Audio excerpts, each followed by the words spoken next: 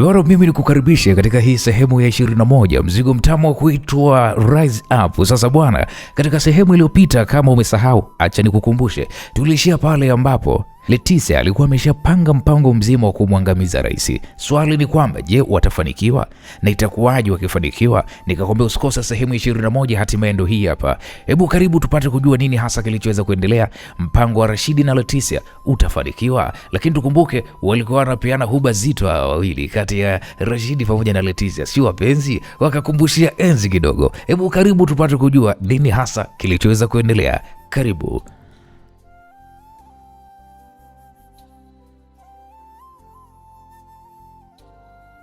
Najua kifo chake kitawashangaza wengi sana, ila hatuna jinsi, ni lazima tumuue. Nimekuelewa. Leticia alinivuta tisheti, akaanza pale kunipiga mabusu kibabe mno. Nahitaji huduma yako. Unipe huduma yako kama vile hutonipa tena. Kwani baada ya tukio hili la leo, mimi na wewe hatutaonana kwa kipindi kirefu kwa ajili ya kupisha uchaguzi. Hivyo tuagane kabisa hapa hapa. Leticia mara baada ya kuzungumza maneno hayo, alianza pale kutoa nguo moja baada nyingine kuhakikisha kwamba mtanange huu leo unakuwa ni kukata na shoka. Mtanange huu leo unakuwa ni babu kubwa. Kila mmoja alifanya kadri ya uwezo wake kuhakikisha kwamba tunaridhishana. Mpaka tunamaliza mtanange huu, Leticia alilikumbatia kwa nguvu sana huku akishusha pumzi nyingi mno. Rashidi, ninakupenda sana. Leticia alizungumza kwa sauti ya upole na laini mno, nikamwambia nakupenda pia mama. Taratibu aliniachia huku akinitazama usoni mwangu. Najua kwamba siwezi kuwa mke wako, ila kwa hiki ambacho umeniachia kitakuwa ni ukumbusho kwenye maisha yangu pale nitakapoweza kumaliza hii maisha yangu. Leticia alizungumza huku akinitazama machoni mwangu. Nikamwambia kipi nilichokuachia? Ujauzito wako. Leticia, unataka kuniambia kwamba umenasa tayari ujauzito? Mimi ni mwanamke na mayai yangu hayana shida yoyote. Hivyo kushika mimba sio jambo gumu kwenye maisha yangu. Sasa kama una mtoto wangu, ninakuomba hii kazi niifanye mimi mwenyewe. Rashidi, nimeshaandaa mazingira ya kazi hii, hivyo acha tu niikamilishe. Mimi pia nataka kuifanya. Hapana Rashidi, wewe nenda kaipokea familia yako ili kuweza kuepusha kushtukiwa. Hakikisha familia yako inakuwa iko salama. Nahitaji kujua ukishafanya hii kazi unaelekea wapi? Nitapotea kwa muda hadi nitakapoweza kujifungua, ndio nitakutafuta. Unahitaji ni kuingiza kiasi gani kitachoweza kukusaidia kipindi utachokuwa wewe mwenyewe? Chochote utakachokiona mimi kinanifaa. Naam. Tukiwa hapo, mlango kagongwa, ikabidi kujifunga taulo. Ilibidi niulize nani? Mimi bwana. Hapo tulisikia sauti ya Shabani.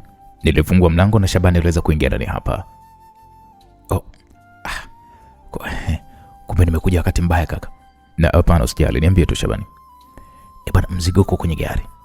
Nimeshindwa kupanda nao. Asante sana ndugu yangu, basi katusubiri ndani ya gari.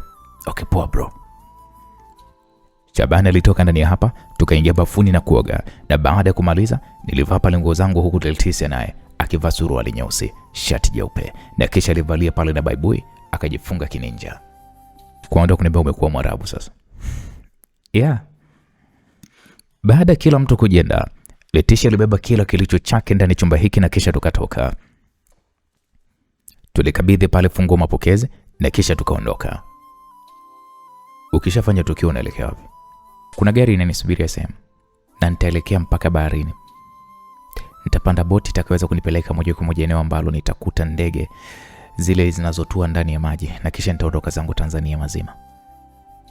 Inaonyesha umejipanga sana Leticia, kwa sababu najua hili litakuwa ni msaada mkubwa sana kwako. Okay sawa mama. Leticia akatuelekeza mpaka sehemu ambayo anahitaji yeye tumpeleke. Sijakuingizia bado pesa. Niingizie. Leticia alinitajia namba za akaunti yake, nilimuingizia pale kiasi cha $1 milioni. Asante sana baby. Shemeji, nadhani tutaonana panapo majaliwa yake Mwenyezi Mungu. Amina shemeji, amina. Tukapigana pale mabusu na Leticia, kisha alishuka ndani ya gari pamoja na mabegi yake. Tulimshuhudia akiingia kwenye moja ya gari lililokuwa limeegeshwa pembezoni mwa barabara, akaondoka eneo hili huku akielekea barabara ya kushoto kwetu.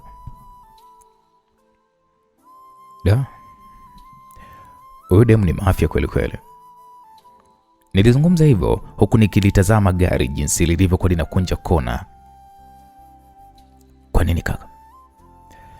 Hataki nifanye kazi ya kumuua rais kwa sababu anahitaji kuifanya yeye mwenyewe. Wewe kwanza unamwamini huyu?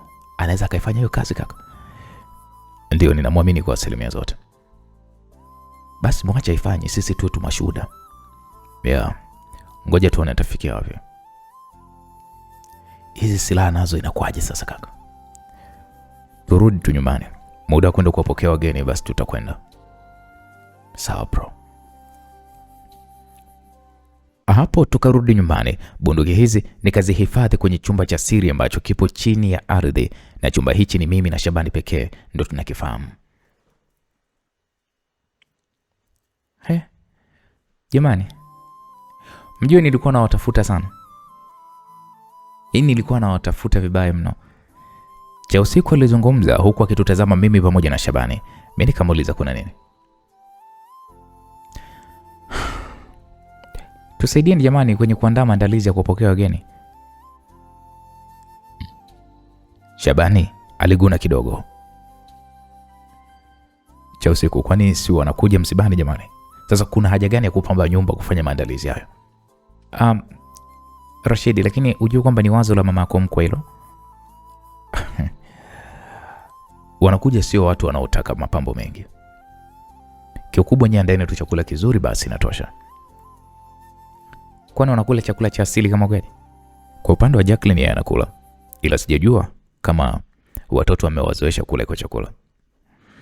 Okay, sawa. Mama kwani yuko wapi? Yuko jikoni. Okay, sawa, nakuja kumuona. Hapo cha usiku akaondoka. Shabani akaniambia, kaka, inabidi ubadili mavazi. Kwa nini badili mavazi? Sasa kama mke wako anaijua harufu yako, basi akikukuta na hayo mavazi atajua dhahiri sheria kwamba wewe umetoka kuchepuka. Okay, sawa ndugu yangu, nimekuelewa. Hapo niliingia jikoni, nilikuta wamama wakishughulika pale na maandalizi ya mapishi. Mama, nakuomba mara moja. Nilimwambia mama na kisha tukasogea hadi sebuleni.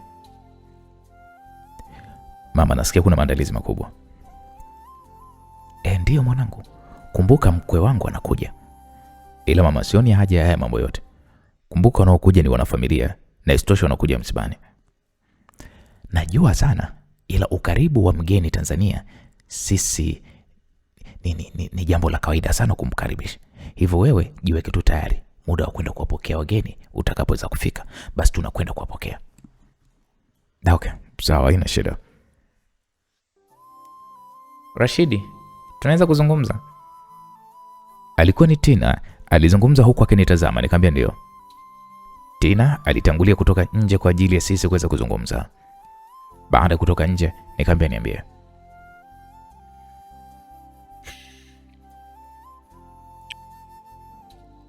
Rashidi, mimi naomba niweze kuondoka kwa kweli. Sina huo ujasiri wala moyo wa kuweza kumuona mke mwenzangu.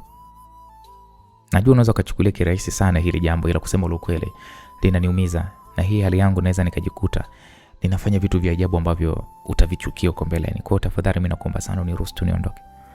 Ila Tina, kumbuka hali yako inahitaji uangalizi wa karibu sana. Najua Rashidi. Najua nitaajiri tu hata mtu au nitaishi na mamangu. Mimi nakwenda Tanga, utakapokuwa unahitaji kuzungumza na mimi basi utakuja. Tina alizungumza kwa sauti ya upole huku akinitazama machoni mwangu. Nikamwambia, kwa wewe hutaki kumuona mamangu mzazi? Natamani sana kumuona, ila moyo wangu unaniuma Rashidi. Hakuna mwanamke duniani atakayempenda mumewe na akamuona akiwa na mwanamke mwingine. Japo unajua ni mke wako, tena ni wa ndoa kabisa, ila nami nina moyo tena wanyama ambao nitaumia sana Rashidi.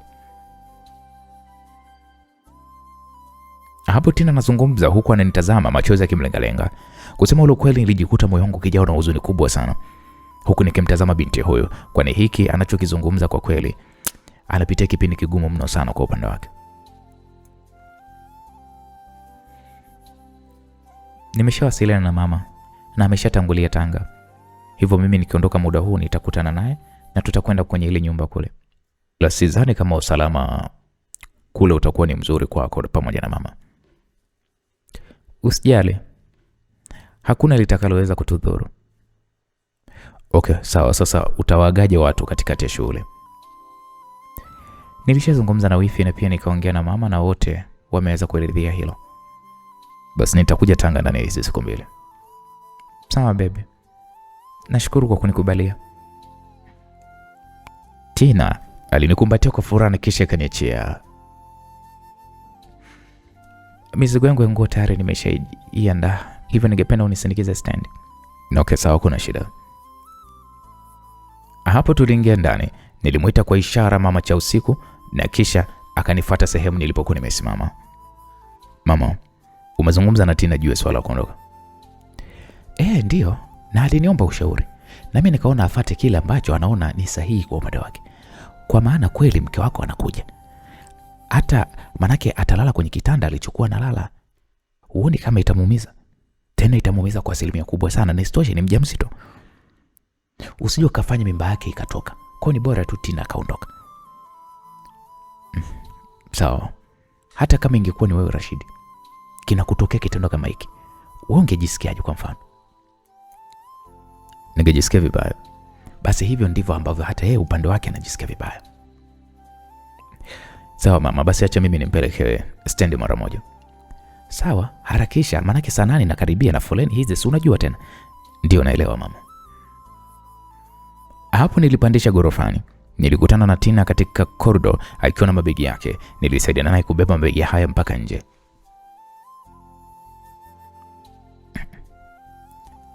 Jamani, vipi tena, mbona na mabegi tena? Shabani aliuliza. Ni kwamba Tina na safari anaelekea Tanga mara moja. Kwema kweli kaka? Ni kwema tu. Ndio ni kwema shemeji, wala hata usijali. Shabani aliniangalia kwa muda kama vile anahitaji kuweza kuniuliza kitu, ila likausha. Sawa shemeji, basi safari njema. Asante shemeji. Hapo tuliingia ndani ya gari, tuliondoka nyumbani hapa. Ukimya ukatawala ndani ya gari, huku kila mtu akiwa hana cha kusema kwa mwenzake.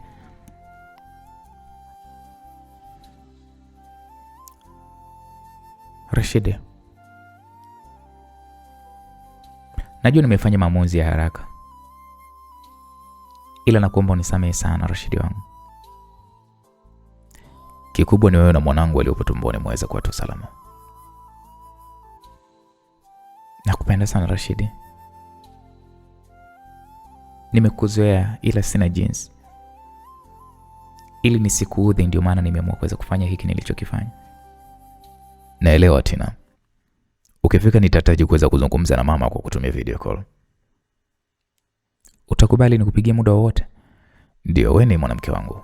Mbona unajeka kama vile wewe ni mchepuko? Rashidi, mimi ni mchepuko kivipi ikiwa dini yangu inaruhusu kwa hata wake wanne? Issue ni kwamba Jacqueline yeye hakufahamu wewe. Ila nikikaa naye chini nitayaweka mambo sawa. Nadhani umenielewa.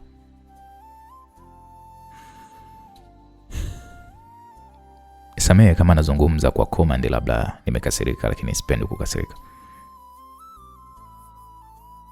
Ila tu natakiwa kuweza kujua mimi unaniudhi unavyojiweka chini, unajiweka nyuma sana. Uonge kwa ni mchepuko hivi, si ningepita na wewe huko nje na usingeishi na mimi hapa nyumbani. Kwa hiyo wewe sio mchepuko, wewe ni mwanamke wangu kabisa, yani unatakiwa kuweza kulijua hilo. Basi naomba unisamehe Rashidi. Nimeshakusamehe. Nakupa sasa kazi moja, nenda Tanga, tafuta eneo uzuri ambalo wazo lako la hoteli unahisi linaweza kukamilika na ujenzi wa hoteli uanze haraka vile iwezekanavyo. Maisha yenyewe ni mafupi haya. Naweza nikafa nikakuacha wewe na mwanao, hamna kitu chochote. Sawa baby, nimekuelewa. Hapo tukapita moja ya benki, nilitoa kiasi cha milioni kama 4 na kisha nikamkabidhi Tina. Hizi naomba utumie vizuri. Zitakusaidia kwenye kipindi hiki kifupi ambacho sipo na wewe. Nadhani umenielewa. Sawa bebe wangu. Hapo tukafika stendi. Nilimkatia tiketi Tina katika mabasi yaendayo mkoani Tanga. Nilisubiria hadi muda wa basi hilo uweze kuondoka na mimi ndo nikaondoka stendi hapa. Nilimpigia simu cha usiku, nikamwambia, "Hebu mpatie simu mama." Cha usiku akampatia simu mama. Mama akaniita pale, "Rashidi." Nikasema, "Sasa mama, unaoje ukakodisha pikipiki ikakuleta mpaka hapa stendi hapa? Kwa sababu nikisema nirudi tena huko na kisha tuelekee airport, inaweza tukachelewa. Leo kuna foleni na isitoshe kwamba ninasikia kabisa kuna msafara sijui ni wa rais." Sasa mimi hao pikipiki unajua mimi siwaaminiki jamani. Shani si upo hapo? Ndio. Basi mwambie kuitia dereva wake wa pikipiki anayemwamini. Mimi utanikuta niko hapa stendi. Haya, sawa. Hapo nikatafuta moja mgahawa katika hili eneo la stendi. Niliagiza pale juice ili tu kuweza kupoteza muda ili nimsubirie mama cha usiku. Kurudi kwake sidhani kama anaweza kuongoza hii nchi tena bwana. Hapo niliwasikia wanaume wawili waliokuwa wamekaa pembeni yangu wakizungumza huku tukiwa tunatazama habari ya ujio wa rais na watu wanaoombwa kujitokeza barabarani kwa ajili ya kuweza kumpungia mkono. Acha tu ndugu yangu. Unajua siasa ni mbaya sana. Watu wanapenda madaraka kuliko sisi wananchi. Umeona? Ila si atapigiwa kura na bunge. Sasa unahisi bungeni hatopitishwa kama ameweza kurudishwa kwa mtutu, basi atapita hata kwa mtutu tu huko bungeni. Mazungumzo hayo wakati yanaendelea, mimi simu yangu ilianza kuita, nikapokea nikasema, "Ndio mama." "Upo wapi? Mbona mimi nimeshafika hapa stendi ya mabasi na niko na huyu dereva wa pikipiki." Hapo nikamwelekeza mama cha usiku nilipo. Nikalipia pale juisi niliyokuwa nimekunywa na kisha nikatoka nje nikamkuta mama cha usiku akinisubiria. Tuliingia ndani ya gari na safari kuelekea sasa uwanja wa ndege ilianza. Ila mwanangu Rashidi, hebu fanya upunguze. Nipunguze nini mama? Sijakuelewa. Punguza hii tabia ya umalaya. Na hisi nikilitumia neno hilo litakuingia vizuri sana akilini mwako. Nimemwonea sana huruma yule binti Tina kuondoka. Ila sio makosa yako mama. Na isitoshe hawa wamekuja tu ghafla, sasa mimi nitafanyaje mama? Ila tu shukuru Mungu yule binti anakupenda. Ila ingekuwa ni mimi aisee, mbona ningekaa na ningefanya vituko bala. Tena na mtoto wako tumboni, ndio ungekoma kabisa nakwambia. Watu wameumbwa tofauti mama. Ni kweli, ila wakati mwingine unapaswa kuweza kuwa makini mno. Huko unapopita huko kuna maradhi mwanangu. Haya, shauri yako. Mama, nimekuelewa. Hapo tukafika uwanja wa ndege. Ulinzi tuliokuta hapa kwa kweli si wa kawaida. Tulisimama eneo ambalo wageni ndipo wanapotokea.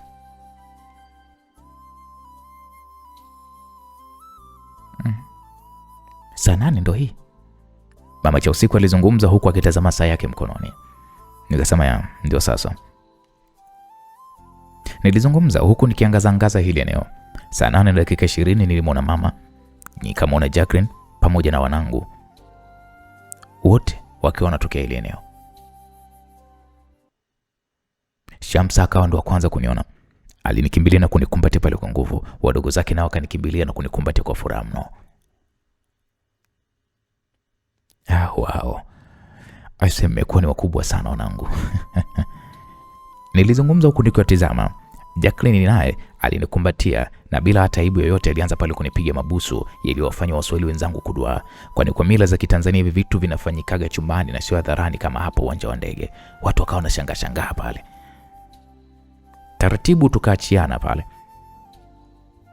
Jacqueline akasema, "Nimefurahi sana kukuona mume wangu." Nikamwambia, "Hata mimi pia nimefurahi kukuona mke wangu. Watoto wetu wamekuwa ni wakubwa sana sasa." "Ndio. Na sasa ndo amerudi nyumbani." Mama alitanua mikono yake pale na taratibu nikamsogelea, nilimkumbatia kwa nguvu mno. Nikamwambia, "Karibu sana nyumbani mama."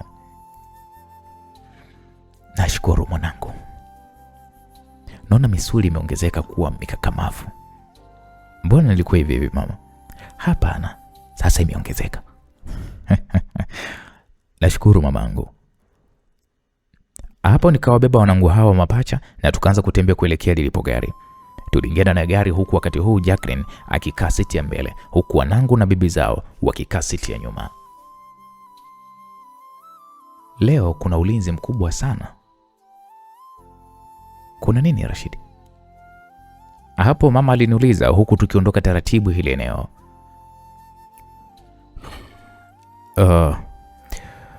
Unajua nchi ilipinduliwa. Kwa hiyo yule rais aliyepinduliwa leo hii anarudi tena nchini. Ndo yule? Ndo huyo. Kazi ipo kweli kweli. Hapo tukafika eneo ambapo magari yote yalikuwa yamesimamishwa kupisha msafara wa rais.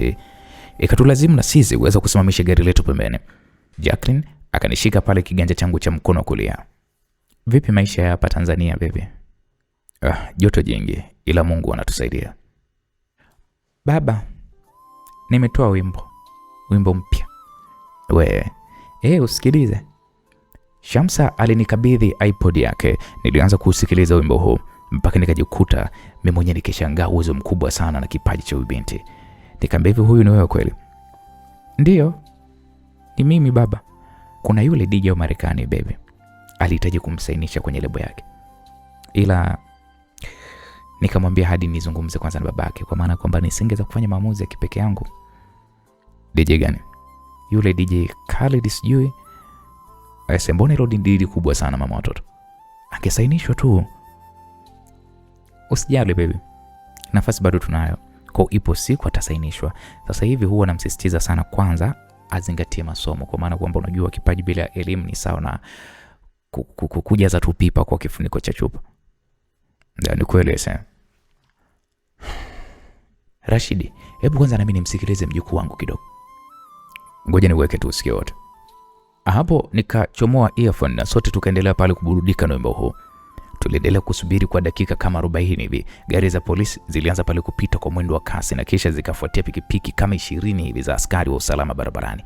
Huku pikipiki hizi za rangi nyeupe zikiwa zimechora umbo la V katika utembeaji wake kwa mwendo wa taratibu kabisa. Zikaanza kupita gari za walinzi huku zikiwa nazo kwenye mwendo wa taratibu. Ikafika awamu ya gari rais, tukamwona pale rais akiwa na mke wake wakiwa wamesimama kwenye gari hilo huku wakiwapungia wananchi mikono. Nilimwona Shamsa akimwangalia kwa umakini sana mama yake na kisha alijikausha tu kimya. Nikatazamana na mama zangu hawa kwa maana ya kwamba wanajua ni namna gani Shamsa alivyomkumbuka sana mama yake. Gari hili likapita huku zikifuatia gari nyingine za walinzi. Nilimtazama Shamsa na akajikausha kimya kana kwamba hajaona chochote. Baada ya msafara huu kutokomea, gari zikaruhusiwa kuweza kuendelea na safari zake. Niliendelea pale kuendesha taratibu gari hili katika foleni hii ndefu. Majira ya saa 1 kasoro za usiku tulifika nyumbani, tukapokelewa na cha usiku mke wa Shabani, mwanae pamoja na wamama wawili ambao walikuwa hapa nyumbani kwa ajili ya kuweza kumfariji mama cha usiku na mwanae. Mume wangu, nataka kuniambia kwamba hii nyumba ni yako? Nimeinunua. Sasa umejitahidi mume wangu. Kumbe umefanya mambo ya maana. Kama nipo na mke mwenye akili ya kibiashara, ninaachaje mimi kuweza kufanya mambo ya maana? Ni kweli aise. Naam, basi furaha ilitawala kwa kila mtu huku Shamsa na wadogo zake wakionekana kujawa na furaha sana kuliko mtu yoyote. Kila mara nilikuwa ninajaribu kuingia kwenye mitandao ya kijamii kuperuzi ili nione kama rais ameuawa, ila kwa bahati mbaya hakuna taarifa kama hiyo. Ina maana kwamba Leticia bado hajamuua ama ni vipi? Nilijiuliza swali hilo lakini nilikosa kabisa majibu.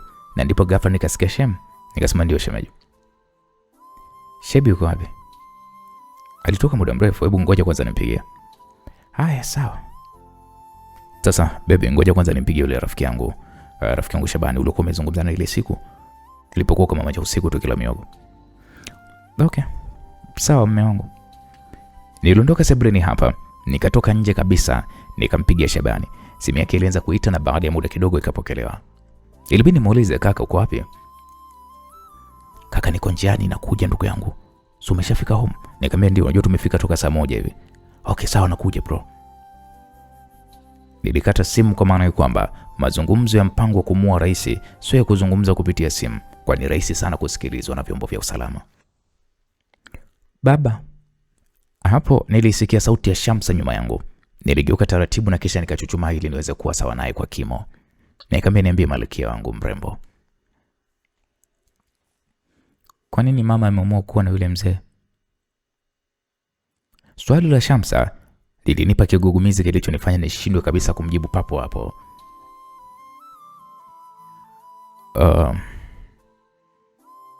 Wajua hata mimi sijajua mwanangu. Au kwa sababu yeye ni rais? Labda mwanangu, labda inaweza ikawa hivyo. Namchukia sana mamangu. Alinikana. Nakumbuka vizuri. Kauli ya Shamsa ililumiza sana moyo wangu na nilijikuta pale nikimkumbatia. Nataka kuwa mtu maarufu duniani. Dunia nzima ijue ubaya aliofanya kwako na kwetu sote. Ila mwanangu, inabidi umsamehe kwa sababu kuna wakati binadamu huwa tunatelezaga kutokana na mambo ya kidunia. Mimi siwezi kumsamehe. Kwanza najuta kwa nini nilizaliwa na mwanamke kama yeye. Mimi mamangu sasa hivi ni Jacqueline. Ameweza kunipenda kwa moyo wake mmoja. Amenifunza yaliyo mazuri na kunikanya kwa mabaya. Amenipatia kila ninachokihitaji. Amekuwa mama mzuri kwangu na kwa wadogo zangu. Ila mamangu mzazi ananikana kwa ajili ya pesa na uchu wa madaraka. Haki ya Mungu Baba, namchukia mama, namchukia sana. Shamsa alizungumza kwa jazba mpaka alianza kulia. Taratibu nilimkumbatia, nikamnyanyua na kisha nikambeba mpaka kwenye bonnet ya gari na kisha nikamkalisha. Nisikilize, hutaki kulia mwanangu. Hapo nilizungumza huku nikimfuta machozi kwa kutumia viganja vyangu. Na kitu kingine nilichokigundua kwa Shamsa ni uwezo wake mkubwa sana wa kukumbuka mambo ya nyuma.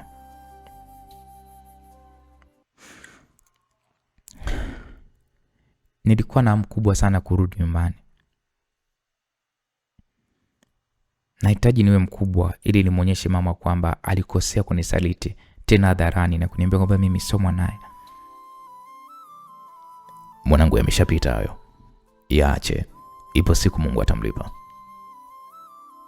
Kwani ili mtu awe rais anapaswa aweje? Inatakiwa awe ni mwema, asiwe na kashfa, awe na miaka 40 hivi, na kuna sifa nyingi tu ambazo sizifahamu sana. Baba, kwani wewe upendi kuwa rais? Mimi? Hapana mwanangu. Sina hizo sifa. Babako niliacha shule nikiwa niko kidato cha pili, na kwanza hapo sijawahi kuingia shuleni kabisa. Ila si shule zipo na unaweza ukasoma. Kwa sasa nimewaachia nyinyi wanangu msome sana ili mje kutimiza ndoto na malengo yenu. Mimi kwa sasa ninawatengeneza njia ya kiuchumi na maisha mazuri. Wakati naongea na mwanangu Shamsa, nikamwona Jacqueline akija hili eneo. Mtu na babake naona mnazungumza. Mwanao alikuwa na yake anahitaji kuweza kunishirikisha. Mama, nilikuwa namwomba baba awe rais ila hataki. Rais? Jacqueline aliuliza kwa mshangao. Ndiyo mama. Umefikiria nini mwanangu mpaka unamshauri hivyo babako? Nimependa tu kumuona anakuwa rais ili wale maadui zake wanapomsumbua waweze kuwashughulikia. Shamsa mwanangu, rais anakuwa ni kiongozi wa watu. Hivyo rais akitumia cheo chake vibaya kwa kuwahukumu watu, hata upendo na watu. Sawa mwanangu? Jacqueline alizungumza kwa sauti ya upole huku mkono wake mmoja akiwa ameupitisha kiunoni mwa Shamsa. Sawa mama. Ngoja mimi ninge chumbani. Nikamshusha Shamsa kwenye boneti hili ya gari, nikamnyanyua Jacqueline na kumpandisha. Taratibu tukapigana pale mabusu. Unajua unanipandisha hamu. Baby, Jacqueline alizungumza kwa sauti maba, nikamwambia leo nahisi hatutolala. Yaani kwanza nilivyokuwa na hamu na wewe. Yaani hapa nilikuwa natamani ndege iweze kufika haraka sana Tanzania. Ila vipi baba anaendeleaje? Kuhusu baba anaendelea vizuri. Ameelekea New York, kuna masuala yake ya kibiashara amekwenda kuweza kuyafuata huko. Okay, sawa. Ila amesema kwamba akitoka New York ataunganisha mpaka South Africa na kisha atakuja hapa Tanzania kujumuika na sisi kwenye mapumziko haya. Sawa mke wangu. Anakaribishwa tu kwa sababu hapa ni kwake. Naam, tukaona gari la Shabani likiingia ndani hapa. Shabani huyo anafika. Shabani alisimamisha gari lake pembeni ya gari hili, alishuka kwa furaha na kisha akasalimiana na shemeji yake. Shemeji, karibu sana. Tunashukuru, tumekaa masaa mengi sana kwenye ndege. Poleni sana shemeji, poleni sana. Tunashukuru shemeji, kumbe ni mcheshi sana wewe. Sana shemeji, yani tabia za ndugu yangu hapa zinaendana kabisa na mimi, na ndio maana tumekuwa pamoja toka tulipokuwa vijana wadogo sana. Nice. Ni vizuri. Yaani Shabani, tulikuwa tunakaa mtaa mmoja kwao hapa na mimi kwetu hapa, hivyo toka watoto tulikuwa tunacheza mpira pamoja. Ndio maana hata wanao pia wanapenda sana kucheza mpira. Haki ya Mungu vile. Yaani wanapenda sana mpira. Unajua kuna siku nilishawapeleka kwenye academy ya PSG, wakataka kusajiliwa kabisa, ila nikamwambia jamani, hao umri wao bado ni wadogo sana, na pia mpaka nizungumze na wewe. Aise kaka, kumbe umezaa majembe bwana. Nakumbuka ile mambo yangu ya kupiga chenga yale. Kipindi hicho naitwa Ronaldinho. Yaani acha tu maisha bwana, na mambo mengi sana. Kumbe uliitwa hadi Ronaldinho? Ndio, ila yule Ronaldinho Brazil, sio huyu wa sasa. Unajua, natamani kama ningekuona jinsi ulivyokuwa unacheza. Utaniona tu siku moja, wala usijali. Sasa kaka, unikumbushe tuongee jambo. Basi mimi ngoja niwapishe shemeji. Hapana, sio muhimu sana shemeji. Hapana, unajua wanaume wanapozungumza unajua kuna jambo la umuhimu. Bebe, niko ndani. Jacqueline alinipiga pale busu na kisha kaondoka hili eneo. Aise kaka, una nyota ya watoto wakali. Unaotolea wapi hawa? Umo tu ndani ndugu. Aise, hivi umesikia chochote juu ya issue ya rais? Hata mimi nilikuwa nataka kukuuliza vipi umesikia, kwa maana kwamba naona kimya tu.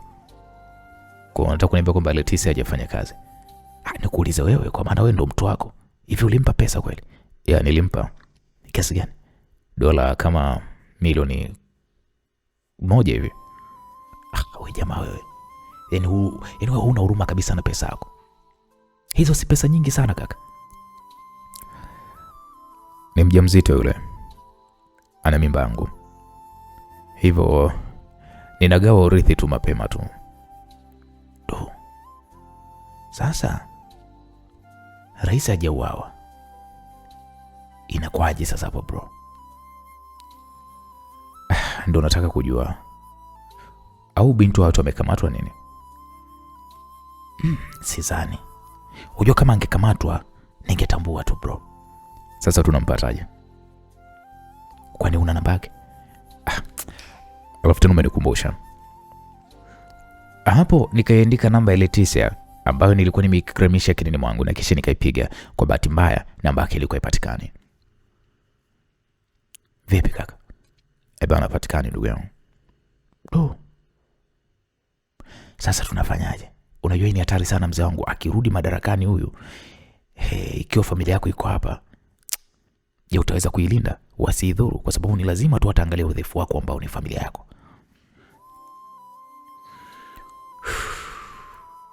Hapo nilishusha pumzi nyingi sana, huku nikimtazama Shabani machoni mwake.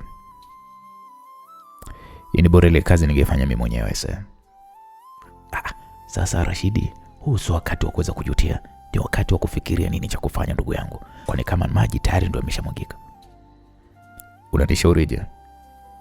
Inabidi tujipange kujilinda. Tulimwacha adui akaingia kwenye zoni yake, hivyo sidhani kama tunaweza tukamkabili kirahisi sana. Hapo nikaegemea gari hili, huku nikiona na mawazo mengi sana, kwa maana kwamba sasa maji anataka kuweza kunizidi unga. Nahitaji kuifanya hiyo kazi usiku huu mimi mwenyewe. Kaka, wewe una kichaa nini? Mke wako, wanao, mama yako wako ndani, unataka kwenda kujiingiza kwenye matatizo yasiyokuwa na msingi. Hebu kuwa na akili bro, usifanye vitu kihisia, fanya vitu kwa akili. Wewe ni mwanaume ndugu yangu, sio mwanamke anayeongozwa tu kwa hisia. Shabani alizungumza kwa msisitizo, huku akinitazama usoni mwangu. Rashidi, tuna familia, tuna wake, inabidi kufikiria kama wanaume.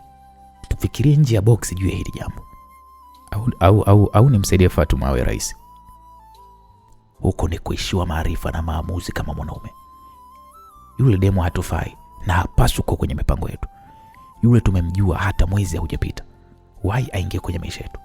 Sisi wawili tunapaswa kuweza kukaa chini na kutafakari nini cha kufanya. Na tukilipata la kulifanya safari hii, hakuna kurudi nyuma. Ama zao ama zetu. Nadhani umenielewa kaka.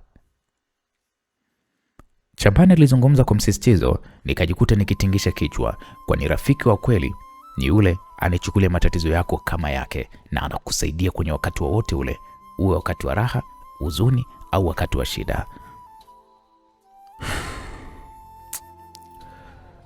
Ngoja nikapumzike. Nikiamka nina imani kwamba nitapata jibu la nini niweze kufanya. Sawa kaka. Kweli tukaingia ndani pamoja. Nilimtambulisha Shabani kwa watoto wangu hawa wa kiume, na kisha kwa pamoja tukajumuika mezani kwa ajili ya kupata chakula cha usiku. Kisha mimi pamoja na Jacqueline tukatangulia kuelekea chumbani, huku nikiwa nimemwacha cha usiku akiwa anatutazama tu kwa jicho kali ambalo ndani yake lilikuwa limejaa wivu. Kitendo cha kuingia ndani, Jacqueline alinidandia na akaanza pale kunipiga mabusu, huku mikono yake akiwa ameipitisha mabegani mwangu na miguu yake alikuwa ameipitisha kiunoni mwangu. Kutokana na kwamba yeye ni mwepesi, haikuwa shida kwangu kumbeba na kumuhimili. Niliufunga pale mlango kwa ndani na kisha taratibu nilitembea mpaka kitandani, huku tukiendelea kuandaana. Msikilizaji, baada ya mbilinge nzito kweli kweli, baada ya kuperekeshana kweli kweli, tuko hoi. Mume wangu nilikumisi. Yaani hapo nimekuwa mwepesi hatari. Wewe unasema kweli? Yaani acha tu. Kwanza nikushukuru kwa kuja mke wangu, kwa maana kwamba hata mimi mwenyewe pia zilikuwa zimenibana sana. Hapo nilizungumza kana kwamba sijafanya chochote tokea mara ya mwisho kukutana kimwili na mke wangu. Kumbe ni shetani nilikuwa nimevaa ngozi ya kondoo. Pole bebe wangu. Nipo hapa mpaka utanichoka wewe mwenyewe. Vipi lakini biashara? Zinakwenda vizuri tu bebe wangu, na sasa hivi baba anataka kuweza kufungua kampuni ya ndege za abiria.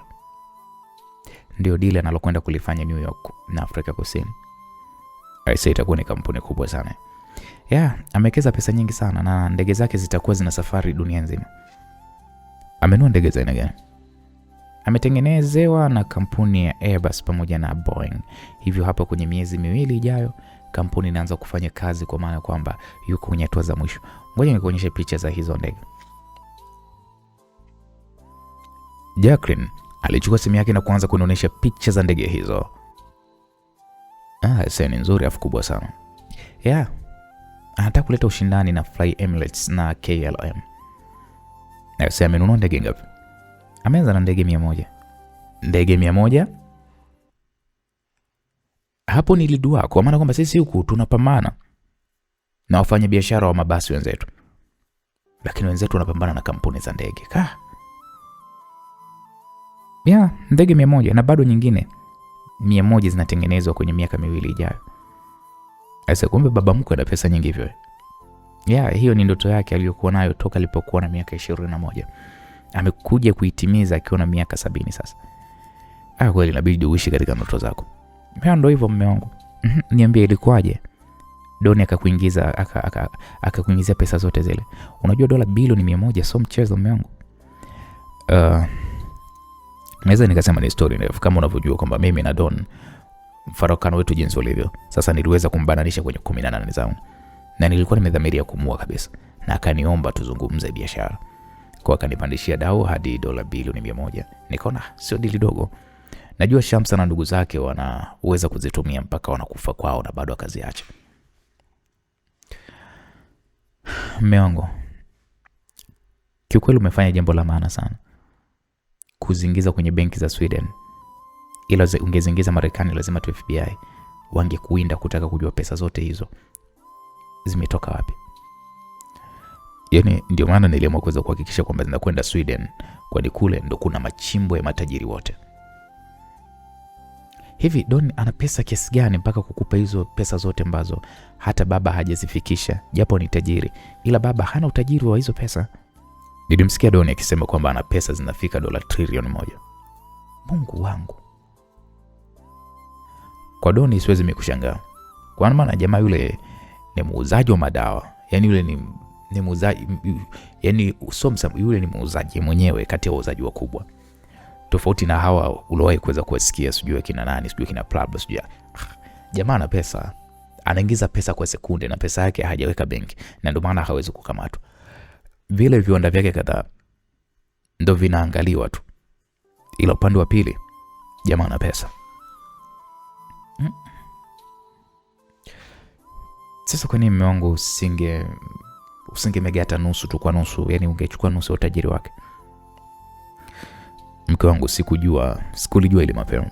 Ila siku ile alipofikisha dau hilo, nikaona mimi inanitosha na wanangu, na umaskini ndo kwa heri. Sio mbaya.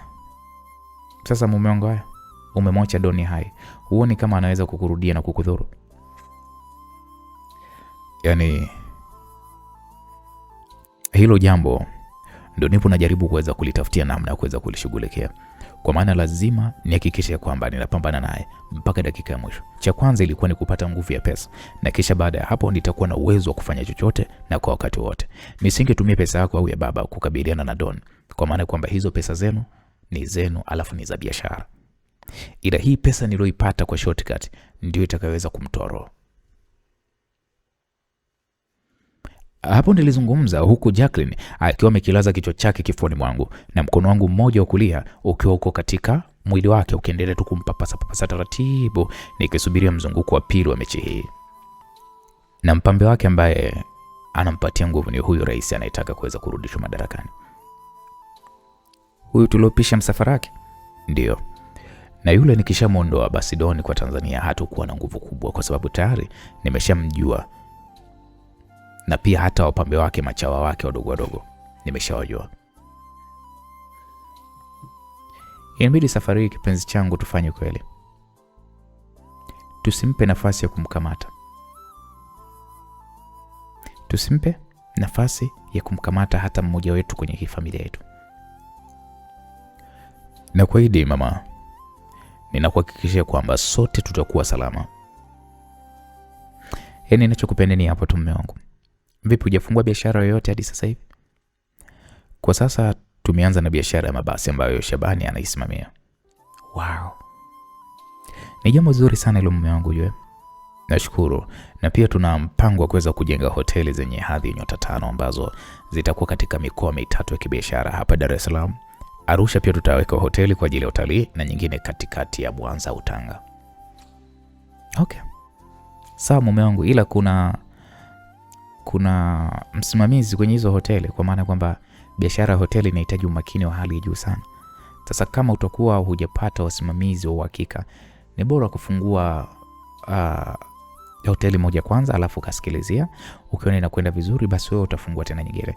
Ila kama kuna msimamizi mzuri, unaweza kujenga nyingine. Kikubwa tu ni kuhakikisha kwamba hiyo pesa unaizalisha na kuitakatisha.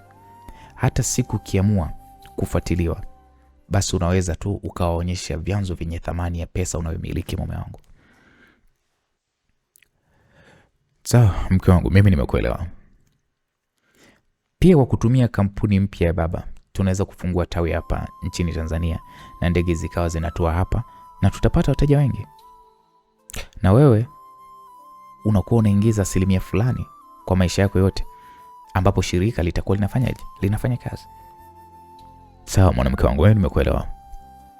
Na pia nafikiria kuweza kufungua kiwanda cha utengenezaji wa mafuta ya kula, unga wa mapishi na bidhaa nyinginezo za jikoni, ila zinazohusiana na kula tu. Hilo ni wazo zuri mume wangu. Jambo la msingi ni kutazama kwanza sera za kufanya biashara kama hiyo ni rafiki kwenye nchi yako. Unajua kuna nchi zina kodi nyingi, hivyo unaweza ukajikuta tu una kiwanda kama hicho, alafu wewe unapokea tu 60% na 40% inaingia kwenye makodi ya kiserikali. Mwisho wa siku gharama za uendeshaji wa kiwanda zinakuwa ni kubwa kwa upande wako wewe mwekezaji, na mwisho wa siku unafunga biashara kutokana na hasira. hivyo unakuwa umepoteza kazi na pia umepoteza pesa. Aisha, kweli na mke mfanya biashara unajua mambo mengi sana Isa. Babangu alinifundisha hivyo toka utotoni. Hata mimi nimeshaipandikiza hiyo roho kwa watoto wetu. Japo wana vipaji, ila ni lazima wawe na elimu kubwa juu ya biashara. Kwanza ya kile wanachokifanya, na pia kwenye vitu vitakavyoweza kuwaingizia pesa nyingi zaidi ya hizi tunazozitafuta sisi. Hivyo hata leo hii ikitokea tupo duniani, kwa kile tulichokipandikiza kwa Shamsa, basi ataweza kujiongoza yeye mwenyewe bila hata kudhulumiwa na mtu yeyote. Na ndio maana amekuwa na maswali mazito sana tofauti na umri wake. Kwa watoto wa miaka 8 ni haki yake kuwa na ufahamu mkubwa wa kiakili, kwa maana kwamba dunia sasa hivi inakimbia, haitembei na haimsubiri mtu. Kila siku kuna mambo mengi yanagunduliwa na vitu vya zamani vinaachwa na vitu vipya vinachukua nafasi. Kwa mfano mzuri, soko la simu. Zamani ilikuwa ili uwasiliane na mtu aliyopo mbali, ilikuwa ni lazima umtumie ujumbe kupitia sanduku la posta. Ila sasa hivi wewe mwenyewe unaona jinsi hali ilivyo. Mimi nipo Faransa, huko Tanzania, ila tunaonana kupitia simu za mkononi. Hivyo maisha yamebadilika mume wangu. Unajua inabidi unipige msasa kwa biashara, ujue kwenye mambo ya biashara. Usijali mume wangu. Nipo na wewe na utajua mambo mengi sana. Ila kwa sasa ngoja kwanza nikupige msasa wa huku. Hapo taratibu Jacqueline aligeuka na kisha alipanda juu ya kifua changu, huku kichwa chake akiwa amekielekeza alipokuwa askari wangu. Basi tukaanza pinduana. Tukapinduana pale mpaka tulipokuja kumaliza. Nakupenda sana Rashid. Jacqueline alilalama, huku sote tukiendelea na jaramba hili linalotufanya tumwagikwe na jasho, japo isi ilikuwa inafanya kazi. Ni kama nakupenda pia mke wangu. Jacqueline alizidi Naam. Mara baada ya kumaliza bilinge taratibu nikamnyanyua Jacqueline na kuingia naye bafuni, tukakoga na kisha tukarudi kitandani. Kwa basi nitandike kitanda mume wangu, kwa maana kwamba unashuka jinsi ilivyochafuka. Okay, sawa mke wangu. Ikatubidi tushuke kitandani.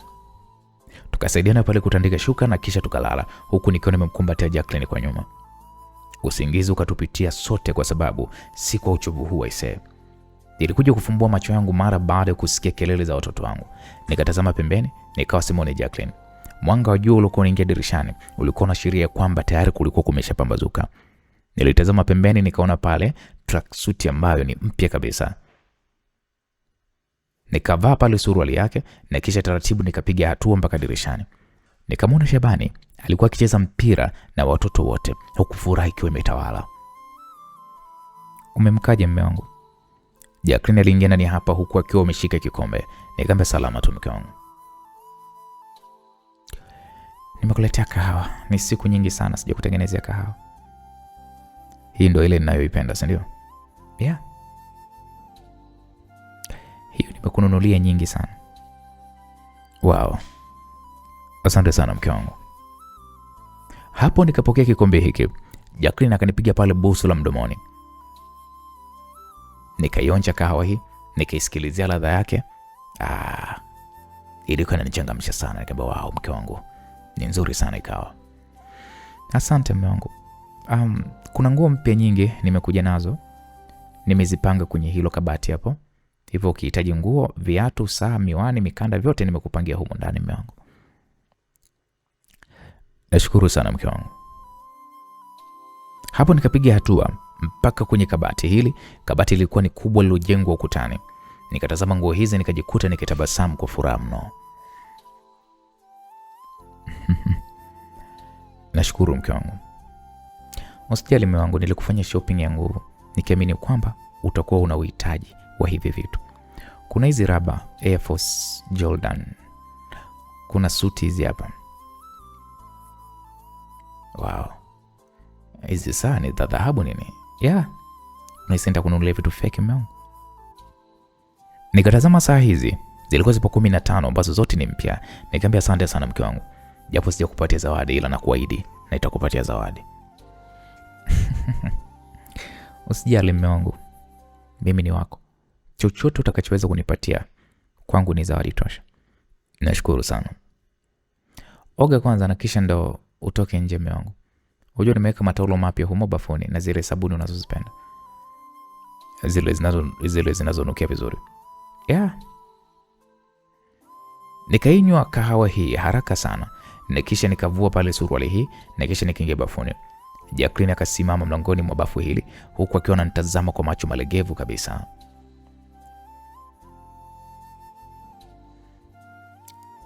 Bebe, nilizungumza na rais wa Marekani na akaniambia kwamba Don ametoweka na wana imani ya kwamba atakuwa amekufa. Sasa sijajua umekutana naye vipi? Yule mshenzi yule amejifanyia operation ya uso na amebadilisha kabisa muonekano wake wote. Amejichonga kama vile Michael Jackson. Sema tu yeye amebadilisha tu sura kabisa na pia anatumia kitambulisho kingine na jina jingine. Seriously? Oho. Kuna watu ambao watashindwa kuweza kumjua Don, ila sio mimi. Nilikaa kwake kama mbwa, nikifuatana naye kwenye mambo ya hatari ya kuhatarisha maisha ili mradi tu apate pesa. Hivyo mimi sio rahisi mimi kuweza kumshindwa kumfahamu yeye. Yaani hata niamshe saa 8 za usiku kwenye giza totoro, mimi Don namjua. Kweli amekukaa moyoni. Iko hivyo mke wangu. Yaani alishangaa hata yeye mwenyewe ni jinsi nilivyomgundua akiwa kwenye muonekano wake huo aliobadilisha. Na ndio maana ilikuwa ni rahisi kwa mimi kuweza kupiga pesa niliyokuwa naitaka ili nimwache akiwa kwa hai. Nilizungumza huko nikiendelea kuoga. Wakati tunaendelea na mazungumzo hayo, Jacqueline akaniuliza, "Kwa hiyo mume wangu na uhakika kabisa unayosema kwamba Don amebadilisha sura?" "Ndio mke wangu, kwa nini nikudanganya?" "Kwa saizi anaitwa nani?" "Anaitwa Felipe Fernando." Mungu wangu. Jacqueline alishtuka sana. Alitoka bafuni hapa tulipokuwa tunaoga na baada dakika akarudi bafuni hapa akiwa na simu yake. "Huyu hapa baby." Jacqueline alinionyesha picha yake akiwa amepiga yeye na Don huku wakipeana mikono. Inaonyesha walikuwa hapo kwenye kikao cha kibiashara na kupeana mikono huku kunaashiria kwamba kulikuwa kuna makubaliano ya kibiashara wameingia, jambo ambalo likanifanya nipate kigugumizi cha kumjibu Jacqueline, kwani sasa Don amekutana na mke wangu alafu bila mke wangu kuweza kujua. "Mume wangu, yani unataka kusema kwamba ndo huyu?" Ni yeye. Mungu wangu. Tumekwisha baby. Unamaanisha nini kusema hivyo? Jacqueline akatoka bafuni hapa. Ilibidi mimi sasa nioge haraka haraka na kisha nikatoka huku nikiwa nimejifunga taulo kiunoni.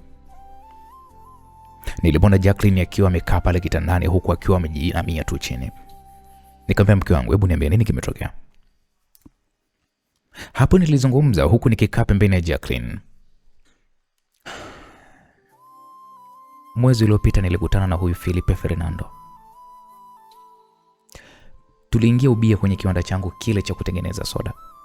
Nilikuwa nahitaji kupata msambazaji katika bara la Amerika Kaskazini. Na tulitoa tenda kwenye makampuni mengi tu. Na makampuni mengi yalileta CV zake. Na kampuni ya Felipe ndio iliweza kushinda. Huwezi kuamini kwamba nimeingia naye mkataba wa dola milioni 300 na sijajua kabisa ya kwamba ni Don Mamba. I say. Jacqueline alizungumza huku akimwagikwa na machozi. Na mbaya zaidi nilimkaribisha mpaka nyumbani kwetu. Akala chakula cha usiku na sisi. Mungu wangu. Hapo nilijikuta nikishusha pumzi nyingi mno. Nisamehe mume wangu. No, nisikiliza, hapana mke wangu. Unajua wewe hukujua chochote. Hivyo huna haja ya kuweza kuniomba msamaha katika hili. Sasa ameshajua mazingira ya familia yangu.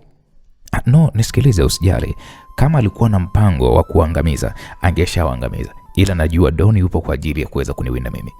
Ila masuala yote si yalishafanyika kisheria. Masuala gani? Ya hiyo biashara yenu. Ndio. Basi wewe usiwe na shaka, sijui unanielewa. Kila kitu kitakwenda sawa. Mume wangu, niamini mimi mke wangu, na kuna jambo moja nahitaji uweze kunishauri. Jambo gani? Hapo nikamweleza Jacqueline mpango wa kuweza kumsaidia Fatuma kuwa rais. Mume wangu, hatuwezi kutumia pesa yetu kwenye siasa. Yaani ni kuombe puka sana masuala ya siasa. Kama ni kumalizana na maadui zetu, tumalizane nao kijasusi na sio kutumia pesa. Mume wangu, kuna watu wanafanya kazi miaka hata 50 ila dola milioni 100 hawaifikishi kabisa. Okay, sawa mke wangu. Kwani unajua nilishindwa kufanya maamuzi nikihitaji ushauri wako, kwa sababu wewe ndio mshauri wangu wa mwisho. Nakupenda mume wangu, na nina malengo makubwa sana na wewe na familia yetu. Tambua kwamba pesa ndio nguvu ya binadamu mume wangu. Leo hii usipokuwa na pesa ukawa maskini, tajiri anaweza kununua haki yako na ukanyimwa haki yako pia. Mfano mzuri ni kwa Mama Shamsa. Samani nimetolea mfano huo, ila ungekuwa na hii pesa kipindi upo naye, asingeweza kukusaliti wala kuondoka maishani mwako. Okay, sawa mke wangu, nimeweza kukuelewa. Nakupenda sana. Nakupenda pia Rashidi wangu. Hapo nilimkumbatia Jacqueline kwa muda kidogo, na kisha aliniomba nivae nguo tutoke chumbani hapa, na baada ya kuvaa tukaelekea sebuleni. Nilisalimiana na watu wote niliokuwa nimewakuta hapa, ikiwamo na mama yangu. Rashidi, hebu njoo tuzungumze mwanangu. Mama alizungumza huku akiwa ananyanyuka, na kisha tukatoka nje. Tulikaa kwenye kibanda cha kupumzikia. Kwanza za masiku. Salama tu mama, niambie. Namshukuru Mungu, umejitahidi, jumbani kubwa sana kama sio la kwako vile. Nashukuru sana mamangu. Nimesikia nyepesi kwamba kuna mwanamke umemjaza ujauzito huko. Nani amekuambia hizo taarifa? Unahisi ya kwamba dunia ina siri? Na binti huyo hadi picha nimeziona picha zake. Bea, ni kweli mama. Sasa kwa nini ameondoka hapa? Sasa mama, unahisi ya kwamba ni rahisi sana kwa yeye kuendelea kukaa hapa ili hali Jacqueline yupo maeneo haya? Hivi mwanangu, we una wanawake wangapi? Kwa maana kuna yule wa Ufaransa uliniambia kipindi kile, anaitwa nani yule? Fifi. Yupo wapi? Kwa maana ya kwamba yule sasa hivi mtoto wake atakuwa ni mkubwa. Kabla sijatekwa aliniambia kwamba amerudi kwao nchini Ghana, na nilipewa namba yake, ila kwa bahati mbaya ndo mambo yalikuwa vile.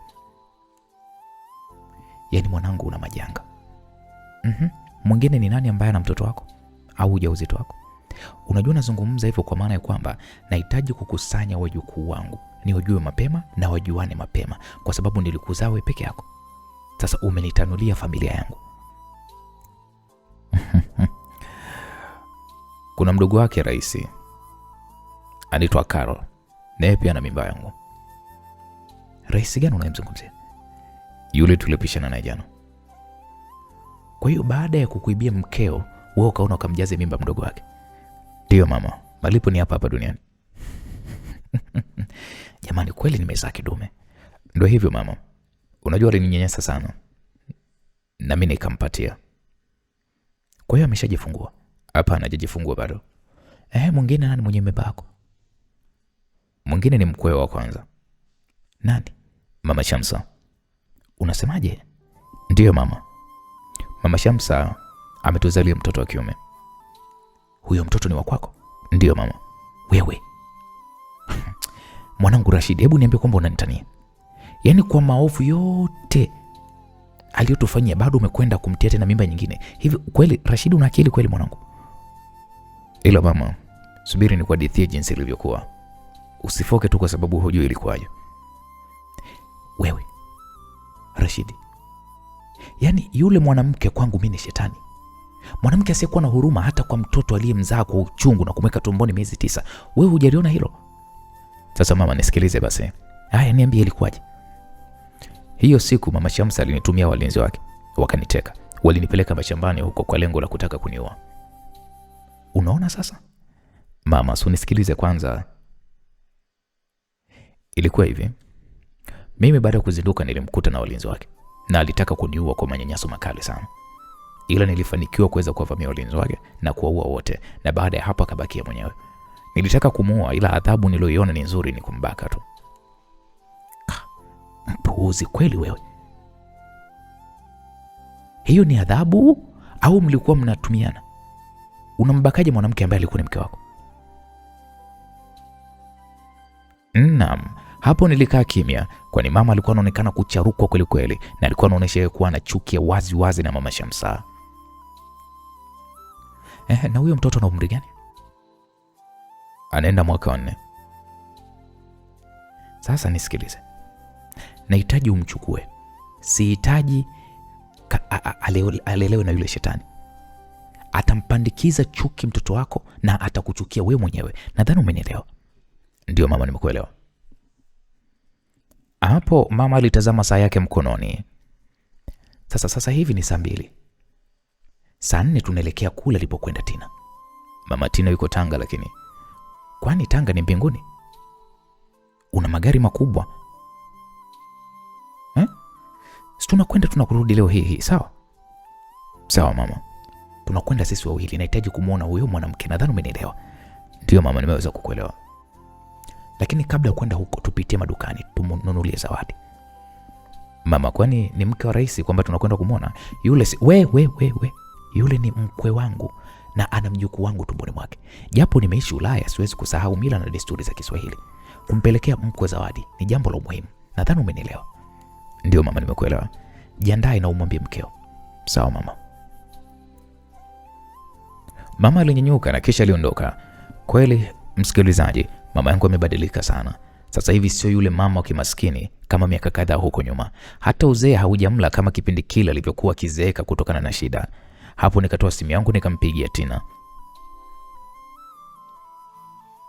Vipi, kwa poa? Salama tu. Mza wewe? Namshukuru Mungu.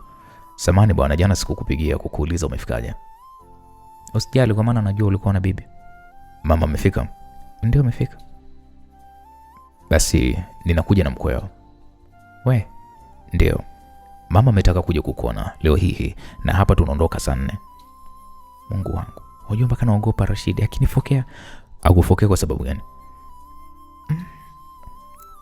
Labda nimemuiba mume wa mkwe wake wa ndoa.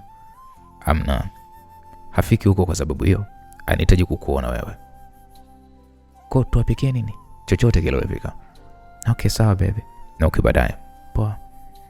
Hapo msikilizaji, nikakata simu na nikamwona Fatuma akija eneo hili. Ikanibidi mimi sasa nimsubirie yeye. Akaingia kwenye hiki kibanda. Akaniuliza umemkaja Rashidi? Nikamwambia salama. Niambie. Safi ese. Una mke mzuri. Nashukuru. Jana ulikuwa upo kwenye msafara wa rais, si ndio? Na tulimpeleka mpaka hotelini. Hoteli gani amefikia? Serena. Anakaa hapo kwa muda gani? Kwa siku kama 4 hivi, kwa sababu anasubiria bunge kupiga kura ya kumwamini au kutokumwamini. Ndio, okay. Vipi mpango wako, mbona haujatekeleza? Mpango upi? Sio kumuua. Unahisi kwamba kumuua ni rahisi kama hivyo ambavyo nadhani, si ndio? Najua sio rahisi, ila ulisema kwamba utamwangamiza. Na nikasubiria sana kwa hamu umwangamize, ila kimepita kimya, na hapa ninavyoongea pesa nyingi sana imemwagwa kwa wabunge wampigie kura ya kumwamini na wamrudishe madarakani. Ndio, okay. Inabidi sasa tuwanunue hao wabunge na wampige chini. Na wakishampiga chini, tunarudisha mjadala kwenye chama na inabidi tuweze kutafuta mgombea mwingine. Na tayari nimeshapenyeza jina langu na kuna backup kubwa sana nitakayoweza kuipata nyuma yangu kuhakikisha kwamba nakuwa rais. Unaonunua kwa kiasi gani hawa waumini? Hawa unaotaka unaomba watu ambao unawaamini. Kila mmoja ukimpatia bilioni 1 acho moyo. Fatuma, hebu ngoja kwanza. Kuna jambo mimi nataka nilishughulikie kwa sasa. Kuna mahali ninampeleka bi mkubwa. Hivyo hayo mambo mengine mimi nadhani tutaongea nikirudi. Sawa. Ila unaonekana kama vile huna raha Rashidi. Ndio. Nina mambo mengi sana kwa sasa. Hivyo hebu niache tu kwanza kwa wakati kwanza uweze kupita. Sawa Rashid, ila ongera kwa mapacha unafanana nao, yani uwezi kubisha kama wale sio nao. Nashukuru kwa hilo. Basi kweli nikanyanyuka na kuanza kuelekea kwenye kiwanja wanachocheza wanangu pamoja na Shabani. Wanangu wote walinikimbilia, walinikumbatia kwa furaha, nikasalimiana nao pale na kisha wao wakarudi kiwanjani. Bana, niambie ndugu yangu. Safi tu aisee. Naelekea mara moja Tanga na bi mkubwa. Rashid vipi, kwema? Ya Shabani, ni kwema kabisa. Mama anataka kwenda kumuona Tina. Ya tatizo hilo mzee. Ilo acha tu. Sasa nakuomba rafiki yangu watazame hawa kipindi mimi nakuwa sipo. Sawa kaka, hamna shida, uwe na amani. Mimi ngoja basi nijiandae. Poa poa. Hapo nikarudi ndani. Nikainywa chai na Jacqueline, nikamweleza juu ya safari yangu na mama, ila sikumwambia kwamba tunakwenda Tanga kwa ajili ya kuonana na mke mwenzie. Zaidi tu ya kumweleza kwamba kuna rafiki wa mama siku nyingi anakwenda kuonana nao. Jacqueline hakuwa na kipingamizi wala maswali juu ya hiyo safari, kwa sababu nilimwambia kwamba tunarudi leo hii. Basi nilijiandaa pale na mama, naye akawa yuko tayari. Tukaondoka nyumbani hapa.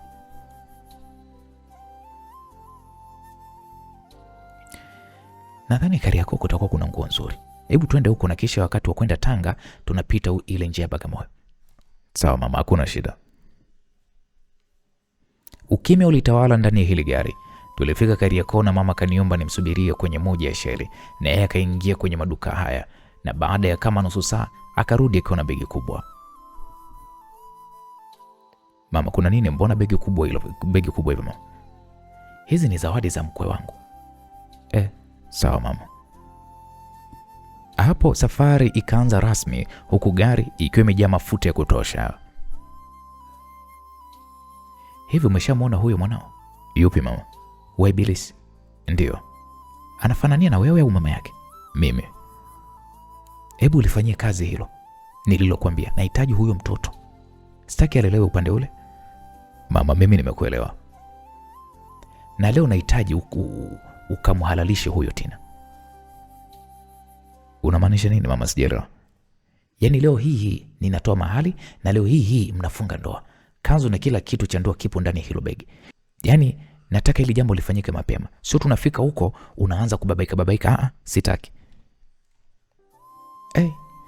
Nilijikuta nikipigwa na mshangao mmoja mtakatifu, kwa sababu sikupanga kabisa kumwoa Tina kwa siku hii ya leo.